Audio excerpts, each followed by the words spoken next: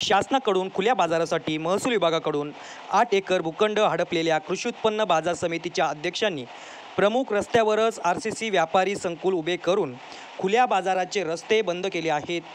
तालुक्यातील शेतकऱ्यांच्या शेतीपूरक धान्य, फळे, भाजीपाला खरेदी तसेच गुरांचा बाजारासाठी महसूल खात्याची 8 एकरपर्यंत खुली जागा व्यापून त्यावर कमर्शियल इमारत उभी करून तेथे व्यापारी गाल्यांची वाटणी तत्कालीन संचालक अध्यक्ष ठेकेदारांनी आपल्या समर्थकांच्या नावे घेऊन शासनाचा भूखंड हडप केला आहे।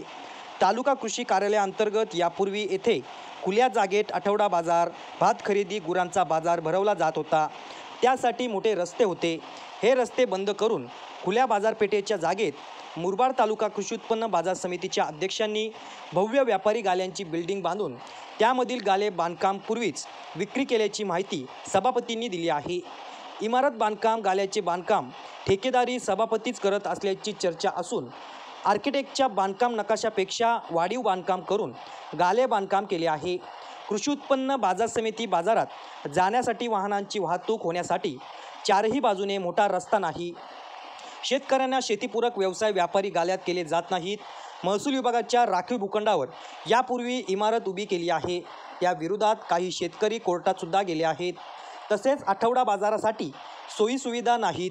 शासनाचा निधीचा गैरवापर केला जात आहे। या सर्व प्रकाराची चौकशी करून शेतकऱ्यांना न्याय द्यावा। शासनाने मुरबाड तालुका कृषी उत्पन्न बाजार समितीला दिलेला भूखंड शासन जमा करून पणन महामंडळाच्या गैरकारभाराची चौकशी करावी, अशी मागणी आता मुरबाडच्या शेतकऱ्यांनी केली आहे। Namdev Shelar, YML news, Murbad.